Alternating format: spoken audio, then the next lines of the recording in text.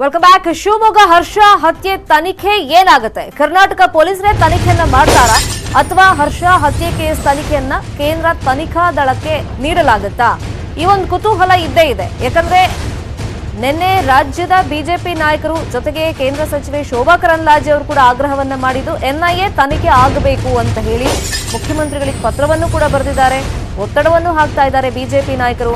ಇನ್ನು ಹರ್ಷ ಕೊಲೆ ಹಿಂದೆ ಮುಸ್ಲಿಂ ಸಂಘಟನೆಗಳ ಕೈವಾಡದ ಆರೋಪವನ್ನು ಕೂಡ ಕೆಲ ನಾಯಕರು ಮಾಡಿದ್ದಾರೆ.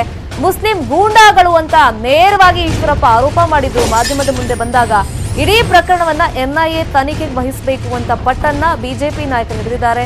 ಇನ್ನೊಂದು ಕಡೆ ಶೋಭಾ ಕರಂದ್ಲಾಜೆ ಅವರು ಕೂಡ ಆಗ್ರಹ ಮಾಡಿ ಒಂದು ಲೆಟರ್ ಅನ್ನು ಕೂಡ ಸಿಎಂಗೆ ತಲುಪಿಸಿದ್ದಾರೆ. ಸಿಟಿ ರವಿ ಕೂಡ ಇದೇ ಮನವಿಯನ್ನ ಮಾಡಿಕೊಂಡಿದ್ದಾರೆ. ಎನ್ಐಎ ಅಥವಾ ಸಿಬಿಐ ತನಿಖೆ ಆಗಲಿ ಅಂತ ಮುತಾಲಿ ಕೂಡ ಒತ್ತಡವನ್ನ ಮಾಡಿದ್ದಾರೆ. ಒಂದು ಕಡೆ ಬಿಜೆಪಿಯವರು, ಇನ್ನೊಂದು ಕಡೆ ವಿವಿಧ ಹಿಂದೂ ಪರ ಸಂಘಟನೆ ಮುಖಂಡರು ಈ ಮನವಿಯನ್ನ ಮಾಡಿರೋದ್ರಿಂದ ಸಿಎಂ ಒಪ್ತಾರಾ ಎನ್ಐಎಗೆ ಕೊಡೋದಕ್ಕೆ ಅನ್ನೋದನ್ನ ನೋಡಬೇಕು. ಶಿವಮೊಗ್ಗ ನಗರದ ಇತಿಹಾಸದಲ್ಲೇ ಒಂದು ರೀತಿಯ ಯಾವುದೋ ಸಂಚಿನಿಂದ ನಮ್ಮ ಒಬ್ಬ ಹಿಂದೂ ಯುವಕನ ಕಗ್ಗೊಲೆ ಆಗಿದೆ.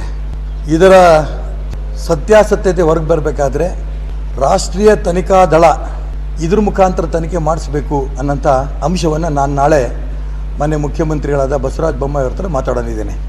ಶಿವಮೊಗ್ಗ ಹರ್ಷನ ಕೊಲೆ ಹಿಂದೆ ಕೂಡ ಇಂಥ ಒಂದು ದೊಡ್ಡ ಷಡ್ಯಂತ್ರ ಇದೆ. ಈ ಷಡ್ಯಂತ್ರ ಪತ್ತೆ ಆಗಬೇಕು, ಕೊಲೆ ಆರೋಪಿಗಳಿಗೆ ಶಿಕ್ಷೆ ಆಗಬೇಕು. ಅದಕ್ಕಾಗಿ ನಾನು ಆಗ್ರಹ ಮಾಡ್ತೀನಿ, ಈ ತನಿಖೆಯನ್ನ ರಾಷ್ಟ್ರೀಯ ತನಿಖಾ ದಳಕ್ಕೆ ಕೊಡಬೇಕು. ಹರ್ಷನ ಕೊಲೆಗೆ ನ್ಯಾಯ ಸಿಗಬೇಕು. ಕರ್ನಾಟಕ ಸರ್ಕಾರ ತಕ್ಷಣ ಹರ್ಷನ ಕುಟುಂಬಕ್ಕೆ ಪರಿಹಾರವನ್ನು ಕೊಡಬೇಕು. ಮತ್ತು ಅಧಿವೇಶನ ನಡೀತಾ ಇದೆ, ಈ ಕಾರಣಕ್ಕಾಗಿ ರಾಷ್ಟ್ರೀಯ ತನಿಖಾ ದಳ ಎನ್ಐಎಗೆ ಈ ಕೇಸನ್ನ ಒಪ್ಪಿಸಬೇಕನ್ನುವಂತ ಆಗ್ರಹವನ್ನ ಮಾಡಿ ನಾನು ಮುಖ್ಯಮಂತ್ರಿಗಳಿಗೆ ಪತ್ರ ಬರೆದಿದ್ದೀನಿ. ಮಾನ್ಯ ಅಮಿತ್ ಶಾ ಅವರಿಗೆ ಕೂಡ ನಾನು ಮಾತಾಡ್ತೀನಿ. ಇನ್ನು ಶಿವಮೊಗ್ಗದ ಹರ್ಷನ ಹತ್ಯೆಗೆ ಕಾರಣ ಏನು? ಹಿಂದೂ ಕಾರ್ಯಕರ್ತ ಅಂತ ಕೊಂದ್ರ ಅಥವಾ ವೈಯಕ್ತಿಕ ದ್ವೇಷ ಕಾರಣನ? ನ್ಯೂಸ್ 18 ಕನ್ನಡಕ್ಕೆ ಸಿಕ್ಕಿದೆ ತನಿಖಾ ಮೂಲಗಳ ಮಾಹಿತಿ. ಈತ ಬಜರಂಗ ದಳದ ಕಾರ್ಯಕರ್ತನಾಗಿದ್ದ. ಕೆಲವರು ಹೇಳ್ತಾರೆ 2 ವರ್ಷಗಳಿಂದ ಆತ ಸಕ್ರಿಯವಾಗಿರಲಿಲ್ಲ ಅಂತ ಹೇಳ್ತಾರೆ. ಇನ್ನು ಕೆಲವರು ಇಲ್ಲ, ಸಕ್ರಿಯವಾಗಿದ್ದ. ಆತನ ಮೇಲೂ ಕೂಡ ಸಾಕಷ್ಟು ಕಂಪ್ಲೇಂಟ್ಸ್ ಇದೆ. ಜೊತೆಗೆ ಮುಚ್ಚಳಿಕೆ ಪತ್ರ ಎಲ್ಲ ಬರ್ಕೊಟ್ಟು ಬಂದಿದ್ದ ಪೊಲೀಸ್ ಸ್ಟೇಷನ್ ಅಲ್ಲಿ ಸಾಕಷ್ಟು ಬಾರಿ ಅಂತ ಹೇಳ್ತಾರೆ. ಹಾಗಾದ್ರೆ ಏನ್ ಕಾರಣ ಆಯ್ತು ಹತ್ಯೆ ತನಕ ಹೋಗೋದಕ್ಕೆ? ಹರ್ಷನ ಫೇಸ್ಬುಕ್ ಪೋಸ್ಟ್ಗಳೇ ಸಾವಿಗೆ ಕಾರಣ ಆಯ್ತಾ ಅಥವಾ ಹರ್ಷನ ಕೊಲೆ ಹಿಂದೆ ಕೋಮು ದ್ವೇಷದ ವಾಸನೆ ಅಡಗಿದ್ಯಾ? 10 ದಿನಗಳ ಹರ್ಷನ ದಿನಚರಿಯನ್ನ ಬಗ್ಗೆ ಈಗ ತನಿಖಾ ತಂಡಗಳು ಬೆನ್ನತ್ತಿವೆ. ಏನೇನ್ ಆತ ಮಾಡಿರಬಹುದು ಕಳೆದ 10 ದಿನಗಳಲ್ಲಿ ಅಂತ ಫಾಲೋ ಅಪ್ ಮಾಡ್ತಾ ಇದ್ದಾರೆ. ಹರ್ಷನಿಗಿದ್ದ ವೈಯಕ್ತಿಕ ದ್ವೇಷಗಳು, ಖಾಸಗಿ ಒಡನಾಟ ಹತ್ಯೆಗೆ ಕಾರಣ ಆಯ್ತಾ? ಇನ್ನು ಹರ್ಷನ ಹಿಂದುತ್ವ ವಾದನೇ ಕಾರಣ ಆಯ್ತಾ ಕೊಲೆಗೆ? ಹಿಜಬ್ ವಿವಾದ ಏನಾದ್ರೂ ಅಡಗಿದ್ಯಾ? ಒಟ್ಟು 3-4 ಆಯಾಮಗಳಲ್ಲಿ ತನಿಖೆಯನ್ನ ಚುರುಕುಗೊಳಿಸಿದ್ದಾರೆ ಪೊಲೀಸರು. ಯಾಕಂದ್ರೆ ನಿನ್ನೆ ಮಂಗಳೂರಿನ ಪೊಲೀಸರು ಮಾಹಿತಿ ಕೊಡುವಾಗ ಮಂಗಳೂರಿನ ಒಂದು ಮುಸ್ಲಿಂ ಪೇಜ್ ಅಲ್ಲಿ ಈತ ಫೇಸ್ಬುಕ್ ಪೇಜ್ ನಲ್ಲಿ ಏನ್ ಬರ್ಕೋತಿದ್ದ, ಆ ವಿಚಾರವಾಗಿನೇ ಒಂಥರ ಹತ್ಯೆ ಆಗಿದೆ ಅನ್ನೋ ರೀತಿಯಲ್ಲಿ ಒಂದು ಪೋಸ್ಟ್ ಅನ್ನ ಹಾಕಿದ್ರು. ಹಾಗಾಗಿ ಆತ ಸೋಷಿಯಲ್ ಮೀಡಿಯಾದಲ್ಲಿ ರಿಪೀಟೆಡ್ಲಿ ಈ ತರ ಪೋಸ್ಟ್ ಗಳನ್ನ ಹಾಕಿದ್ರಿಂದಾನೇ ಈ ತರ ಕೊಲೆ ಆಯ್ತಾ? ವೈಯಕ್ತಿಕ ದ್ವೇಷ ಇದೆಯಾ? ಕಳೆದ 10 ದಿನಗಳಲ್ಲಿ ಏನೆಲ್ಲ ಬೆಳವಣಿಗೆ ಆಗಿದೆ ಅನ್ನೋದ್ರ ಬಗ್ಗೆ ಪೊಲೀಸರು ತನಿಖೆಯನ್ನ ಮಾಡ್ತಾ ಇದ್ದಾರೆ. ಇನ್ನು ಹರ್ಷನ ಕೊಲೆ ಆಗ್ತಾ ಇದ್ದಾಗ ಒಂದಿಷ್ಟು ಪ್ರತ್ಯಕ್ಷದರ್ಶಿಗಳು ಅಲ್ಲಿದ್ರು. ಹಾಗಾಗಿ ಪೇದೆ ಅಲ್ಲೊಬ್ರು ಇದ್ದಿದ್ರಿಂದ ಅವರೇ ಪ್ರಮುಖ ಸಾಕ್ಷಿ ಆಗ್ತಾರಾ ಅನ್ನೋದು ಈಗಿರುವಂತ ಕುತೂಹಲ. ಹರ್ಷನ್ ಮೇಲೆ ಅಟ್ಯಾಕ್ ಮಾಡಿದವರನ್ನ ತಡೆದಿದ್ರ ಪಿಸಿ, ಅಲ್ಲೇ ಇದ್ರವರು ಆ ಅಟ್ಯಾಕ್ ಆಗುವಂತ ಟೈಮ್ನಲ್ಲಿ. ಹರ್ಷನ ಕೊಲೆಯನ್ನ ಕಣ್ಣಾರೆ ಕಂಡಿದ್ದಂತ ಪೇದೆನೇ ಪ್ರಮುಖ ಸಾಕ್ಷಿ ಆಗ್ತಾರ? ಹಾಗಾದ್ರೆ ಹರ್ಷನ ಹತ್ಯೆ ವೇಳೆ ಸ್ಥಳದಲ್ಲೇ ಕಾನ್ಸ್ಟೇಬಲ್ ನಿತಿನ್ ಅನ್ನೋರು ಇದ್ರು ಅಂತ ಮಾಹಿತಿ ಲಭ್ಯವಾಗಿದೆ. ಹರ್ಷನ ಮೇಲೆ ದಾಳಿ ಮಾಡಿದಾಗ ರಕ್ಷಣೆಗೆ ಪೇದೆ ನಿತಿನ್ ಧಾವಿಸಿದ್ರು. ಯಾಕಂದ್ರೆ ಕಣ್ಮುಂದೆ ಒಂದು ಅಟ್ಯಾಕ್ ಆಗ್ತಿದೆ, ಕೊಲೆ ಪ್ರಯತ್ನ ಆಗ್ತಿದೆ ಅಂದಾಗ ಪೊಲೀಸರು ಸುಮ್ಮನಿರ್ತಾರ?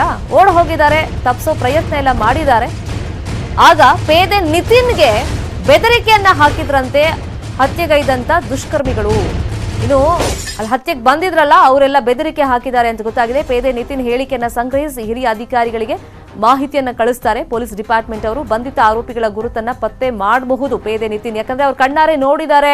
ಅಲ್ಲಿ ಅವ್ರಿಗೆ ಆವಾಜನ್ನ ಹಾಕಿದ್ದಾರೆ ಕಾನ್ಸ್ಟೇಬಲ್ಗೆ ಅಂತಂದ್ರೆ ಅಫ್ಕೋರ್ಸ್ ಅವರಿಗೊಂದು ಗೊತ್ತಿರುತ್ತೆ ಯಾರು ಅಂತ ಹೇಳಿ. ಗುರುತನ್ನ ಪತ್ತೆ ಮಾಡ್ತಾರೆ. ನ್ಯೂಸ್ 18 ಕನ್ನಡಕ್ಕೆ ಪೊಲೀಸ್ ಮೂಲಗಳ ಖಚಿತ ಮಾಹಿತಿ ಲಭ್ಯವಾಗಿದೆ. ಇದೇ ವಿಚಾರವಾಗಿ ಮತ್ತಷ್ಟು ಮಾಹಿತಿಯನ್ನು ಕೊಡೋದಕ್ಕೆ ಫೋನ್ ಸಂಪರ್ಕದಲ್ಲಿ ಜಾಯಿನ್ ಆಗಿದ್ದಾರೆ ನಮ್ಮ ರಿಪೋರ್ಟರ್ ಮಂಜುನಾಥ್. ಈಗ ಬೇರೆ ಸಾಕ್ಷಿಗಳಂದ್ರೆ ಸಾಮಾನ್ಯ ಜನರಾದ್ರೆ ಬೇರೆ ತರ, ಈಗ ಪೊಲೀಸ್ ಪೇದೆ ಅಲ್ಲೊಬ್ರು ಇದ್ರು ತಡೆಯೋ ಪ್ರಯತ್ನ ಮಾಡಿದ್ದಾರೆ ಅಂತ ಹೇಳಿದ್ಮೇಲೆ ಪ್ರಮುಖ ಸಾಕ್ಷಿಯಾಗಿ ಅವ್ರನ್ನೇ ಪರಿಗಣಿಸೋ ಚಾನ್ಸಸ್ ಎಷ್ಟು ಮಟ್ಟಿಗೆ ಇರುತ್ತೆ? ಯಾವ ತರ ತನಿಖೆ ಆಗುತ್ತೆ? ಖಂಡಿತ ಶ್ರೀಮತಿ, ಯಾಕಂದ್ರೆ ಹರ್ಷ ಕೊಲೆ ಪ್ರಕರಣಕ್ಕೆ ಸಂಬಂಧಿಸಿದ ಪೊಲೀಸರು ಈಗಾಗಲೇ ಸುಮಾರು 4 ವಿಶೇಷ ತಂಡಗಳನ್ನು ರಚನೆ ಮಾಡಿಕೊಂಡು ಆರೋಪಿಗಳಿಗೋಸ್ಕರ ಹುಡುಕಾಟ ಮಾಡ್ತಿದ್ದಾರೆ. ಸದ್ಯಕ್ಕೆ 3 ಬಂಧನ ಮಾಡಿದ್ದಾರೆ, 2 ಹುಡುಕಾಟ ಮಾಡ್ತಿದ್ದಾರೆ.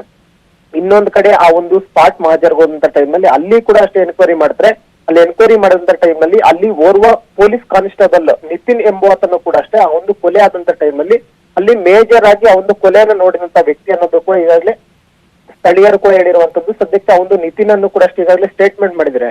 ಸ್ಟೇಟ್ಮೆಂಟ್ ಮಾಡಿದ ಟೈಮಲ್ಲಿ ಆತನು ಕೂಡ ಅಷ್ಟೇ ಸ್ಪಷ್ಟವಾಗಿ ಹೇಳಿರುವಂತಹದ್ದು, ಆ ಒಂದು ಕೊಲೆ ಆದಂತ ಟೈಮಲ್ಲಿ ಅಲ್ಲಿ ನಾನು ಇದ್ದಂತ ಟೈಮ್ ನಾನು ಕೂಡ ಅಷ್ಟೇ ರಕ್ಷಣೆ ಮಾಡಕ್ಕಂತ ಹೋದೆ, ಆದ್ರೆ ನನ್ನ ಮೇಲೆ ಕೂಡ ಅಷ್ಟೇ ಅವಾಜ್ ಆಗ್ತಾರೆ, ನನ್ನನ್ನು ಕೂಡ ಅಷ್ಟೇ ಕೊಲೆ ಮಾಡ್ತೀನಿ ಅಂತ ಬೆದರಿಸಿದ್ರು. ಆ ಒಂದು ಕಾರಣಕ್ಕೋಸ್ಕರ ನಾನು ಅಲ್ಲಿ ಏನು ಮಾಡಕ್ ಆಗಿಲ್ಲ ಅನ್ನುವಂತ ಒಂದು ಸ್ಟೇಟ್ಮೆಂಟ್ ಅನ್ನು ಕೂಡ ಅಷ್ಟೇ ಸದ್ಯಕ್ಕೆ ನಿತಿನ್ ಕೊಟ್ಟಿರುವಂತದ್ದು.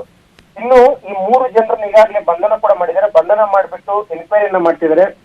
ಒಟ್ಟಾರೆಯಾಗಿ 3 ಆಯಾಮಗಳಲ್ಲಿ ಈ ಆರೋಪಿಗಳು ಅದನ್ನ ಕೊಲೆ ಮಾಡಿರಬಹುದು ಅನ್ನೋಂಥದ್ದು ಪೊಲೀಸರ ಮೇಜರ್ ಸಸ್ಪೆಕ್ಟ್. ಯಾಕಂದ್ರೆ ಇದುವರೆಗೂ ಕೂಡ ಯಾವ ಒಂದು ಕಾರಣಕ್ಕೋಸ್ಕರ ಕೊಲೆಯನ್ನ ಮಾಡಿದ್ವಿ ಅನ್ನೋದ್ರ ಬಗ್ಗೆ ಇನ್ನೂ ಕೂಡ ಯಾವುದೇ ರೀತಿಯಂತ ಒಂದು ಮಾಹಿತಿಯನ್ನು ಕೂಡ ಕೊಟ್ಟಿಲ್ಲ. ಯಾಕಂದ್ರೆ ಇತ್ತೀಚಿನ ದಿನಗಳಲ್ಲಿ ಆತ ಫೇಸ್ಬುಕ್ ನಲ್ಲಿ ಕೂಡ ಅಷ್ಟೇ ಬಹಳ ಆಕ್ಟಿವ್ ಆಗಿರ್ತಿದ್ದ. ಯಾಕಂದ್ರೆ ಬಜರಂಗ ದಳದ ಕಾರ್ಯಕರ್ತ ಆಗಿದ್ದಂತ ಒಂದು ಕಾರಣಕ್ಕೋಸ್ಕರ ಈತ ಇತ್ತೀಚಿನ ದಿನಗಳಲ್ಲಿ ಒಂದಷ್ಟು ಕೋಮುಗಳನ್ನ ಅಂದ್ರೆ ಒಂದಷ್ಟು ಪೋಸ್ಟ್ ಗಳನ್ನ ಮಾಡ್ತಿದ್ದ, ಹಿಂದುತ್ವವನ್ನ ಪ್ರತಿನಿಧಿಸುತ್ತ ಒಂದಷ್ಟು ಪೋಸ್ಟ್ ಗಳನ್ನ ಮಾಡ್ತಿದ್ದ. ಈ ಒಂದು ಕಾರಣಕ್ಕೋಸ್ಕರ ಆತನ ಮೇಲೆ ಸಾಕಷ್ಟು ರೀತಿಯಂತ ಒಂದು ದ್ವೇಷವನ್ನ ಹುಟ್ಟು ಹಾಕಿರಬಹುದು ಅನ್ನೋಂಥದ್ದು ಕೂಡ ಒಂದು ಕಡೆ ಪೊಲೀಸರು ಅನುಮಾನವನ್ನು ವ್ಯಕ್ತ ಮಾಡ್ತಿರುವಂತದ್ದು. ಇನ್ನೊಂದು ಕಡೆ ಯಾಕಂದ್ರೆ ಹಿಜಾಬ್ನ ವಿಚಾರವಾಗಿ ಕೂಡ ಸುಮಾರು 10 ದಿನದಿಂದ ಇದನ್ನು ಕೂಡ ಒಂದಷ್ಟು ಪ್ರತಿಭಟನೆಯಲ್ಲಿ ಭಾಗಿಯಾಗಿದ್ದ, ಹಿಜಾಬ್ನ ವಿರೋಧವಾಗಿ ಕೂಡ ಪ್ರತಿಭಟನೆಯನ್ನ ಮಾಡ್ಕೊಂಡು ಬಂದಿದ್ದ. ಆ ಒಂದು ಕಾರಣಕ್ಕೋಸ್ಕರ ಕೂಡ ಈತನ ಮೇಲೆ ಯಾರಾದ್ರೂ ಟಾರ್ಗೆಟ್ ಮಾಡ್ಕೊಂಡು ಕೊಲೆ ಮಾಡಿದ್ರು ಅನ್ನೋದ್ರ ಬಗ್ಗೆ ಕೂಡ ಪೊಲೀಸ್ ಇನ್ನೊಂದ್ ಕಡೆ ಸಸ್ಪೆಕ್ಟ್ ಮಾಡ್ತಿರುವಂತದ್ದು.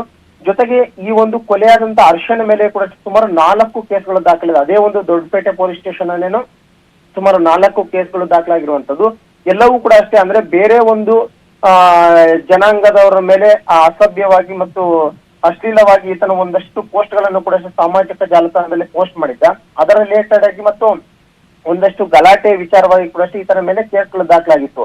ಅವರೇನಾದ್ರೂ ಈತನ ಮೇಲೆ ದ್ವೇಷವನ್ನ ಸಾಧಿಸಬೇಕು ಅಂತ ಏನಾದ್ರು ಈತನನ್ನ ಕೊಲೆ ಮಾಡಿದ್ರು ಅನ್ನುವಂತ ಆಂಗಲ್ ಅಲ್ಲಿ ಕೂಡ ಈಗಾಗಲೇ ಪೊಲೀಸ್ ಎನ್ಕ್ವೈರಿ ಶುರು ಮಾಡಿರುವಂತದ್ದು. ಒಟ್ಟಾರೆಯಾಗಿ ನಿನ್ನೆ ಹರ್ಷನಿಗೆ ಸಂಬಂಧಿಸಿದಂತಹ ಆತನ ತೀರಾ ಅತ್ಯಾಪ್ತರಾಗಿರ್ಬೋದು ಮತ್ತು ಆತನ ಸಂಬಂಧಿಕರು ಕುತೂಹಲ ಮಂಜು ಆರ್ಯ, ಯಾಕಂದ್ರೆ ಅವ್ರ ತಾಯಿನೂ ಹೇಳ್ಕೊಂಡಿದ್ರಂತೆ ಇಲ್ಲ ಆತ ಕಳೆದ 2 ವರ್ಷಗಳಿಂದ ಬಜರಂಗ ದಳದಲ್ಲಿ ಗುರುತಿಸ್ಕೊಂಡಿಲ್ಲ ಅಂತ, ಕೆಲ್ಸಕ್ಕೆಲ್ಲ ಆತ ಹೋಗ್ತಾ ಇಲ್ಲ, ಹೋರಾಟಗಳಿಗೆ ಹೋಗಲ್ಲ, ಪ್ರತಿಭಟನೆಗೆ ಹೋಗಲ್ಲ, ದೂರ ಉಳಿದಿದ್ದಾನೆ ಅಂತ ಏನೋ ಹೇಳ್ತಾ ಇದ್ರಂತೆ. ಹಾಗಾಗಿ ಕೆಲವರು ಹೇಳ್ತಾರೆ ಆತ ಸಕ್ರಿಯವಾಗಿರ್ಲಿಲ್ಲ ಅಂತ ಹೇಳಿ. ಇಲ್ಲ ಶರ್ಮಿತ, ಯಾಕಂದ್ರೆ ಆತನ ಒಂದು ಫೇಸ್ಬುಕ್ ನ ಪೋಸ್ಟ್ ಗಳನ್ನ ನೋಡ್ತಾ ಇದ್ರೆ ನಾವು, ಯಾಕಂದ್ರೆ ಪ್ರತಿಯೊಂದು 15-20 ದಿನಕ್ಕೂ ಕೂಡ ಒಂದೊಂದು ಪೋಸ್ಟ್ ಗಳನ್ನ ಆತ ಪೋಸ್ಟ್ ಮಾಡ್ಕೊಂಡೇ ಬರ್ತಾ ಇದ್ದ. ಯಾಕಂದ್ರೆ RSS ನ ಉದ್ದೇಶವಾಗಿಟ್ಕೊಂಡಷ್ಟು ಕೂಡ ಒಂದಷ್ಟು ಪೋಸ್ಟ್ ಗಳನ್ನ ಮಾಡ್ತಿದ್ದ. ಜೊತೆಗೆ ಹಿಜಾಬ್ ನ ಪ್ರತಿಭಟನೆ ನಡೆಯುವಂತ ಟೈಮ್ ಅಲ್ಲಿ ಕೂಡ ಒಂದಷ್ಟು ಪೋಸ್ಟ್ ಗಳನ್ನ ಮಾಡಿದ್ದ. ಜೊತೆಗೆ ಪ್ರಮುಖವಾಗಿ ಅನ್ಯ ಕೋಮನ್ನ ಉದ್ದೇಶವಾಗಿ ಇಟ್ಕೊಂಡು ಕೂಡ ಒಂದಷ್ಟು ಪೋಸ್ಟ್ ಗಳನ್ನ ಅಥವಾ ಪ್ರತಿ ಬಾರಿ ಕೂಡ ಮಾಡ್ಕೊಂಡೇ ಬಂದಿದ್ದ.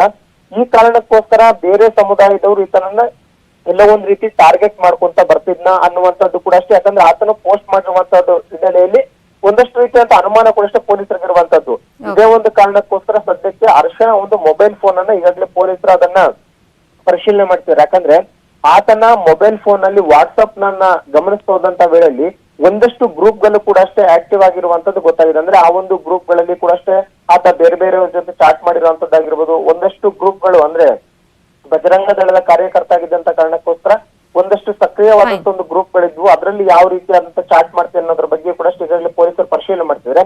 ಆದ್ರೆ ಈಗಾಗಲೇ ಬಂಧನವಾಗಿರುವಂತ 3 ಜನರು ಕೂಡ ನಿರ್ದಿಷ್ಟವಾಗಿ ಇದೇ ಒಂದು ಕಾರಣಕ್ಕೋಸ್ಕರ ಆತನನ್ನ ಕೊಲೆ ಮಾಡಿದೀವಿ ಅಂತ ಸದ್ಯಕ್ಕೆ ಬಾಯಿ ಬಿಟ್ಟಿಲ್ಲ. ಈ ಒಂದು ಕಾರಣಕ್ಕೋಸ್ಕರ ಯಾವ ಕಾರಣಕ್ಕೆ ಈತನನ್ನ ಕೊಲೆ ಮಾಡಿರುವಂತಬಹುದು ಅನ್ನೋಂತ ಕಾರಣಕ್ಕೋಸ್ಕರ ಪೊಲೀಸರು ಈ ಒಂದು ಆಂಗಲ್ ಗಳಲ್ಲಿ ಕೂಡ ಈಗಾಗಲೇ ತನಿಖೆಯನ್ನ ಮಾಡ್ತಿರುವಂತದ್ದು. ಓಕೆ ಫೈನ್, ಥ್ಯಾಂಕ್ ಯು ಮಂಜು ಆರ್ಯ ತಮ್ಮೆಲ್ಲ ಇನ್ಫಾರ್ಮೇಶನ್ಗೆ. ಮತ್ತಷ್ಟು ಸುದ್ದಿ ನೋಡೋಣ ಬ್ರೇಕ್ ಆದ್ಮೇಲೆ. 1, 2, 3 big breaking.